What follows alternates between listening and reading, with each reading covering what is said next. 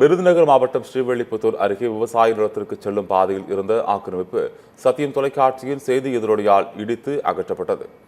ஸ்ரீவில்லிபுத்தூர் அருகே மம்சாபுரம் சின்னக்கடை நாடார் தெருவில் வசித்து வருபவர் விவசாயி மதன். ஸ்ரீவில்லிபுத்தூரிலிருந்து மம்சாபுரம் செல்லும் சாலை மாஸ் நகர் பகுதியில் மதனுக்கு சொந்தமான விவசாய நிலம் உள்ளது. இந்த நிலத்தில் செல்லும் பாதையை மதன் முறைப்படி மம்சாபுரம் பேரூராட்சியில் விண்ணப்பித்து பயன்படுத்தி வருகிறார். இந்த பாதையை பேரூராட்சி தலைவரின் கணவரும் 10வது வார்டு கவுன்சிலருமான தங்கமாங்கடி என்பவர் ஆக்கிரமித்து தண்ணீர் தொட்டி அமைக்கும் நடவடிக்கையில் ஈடுபட்டதாக கூறப்படுகிறது.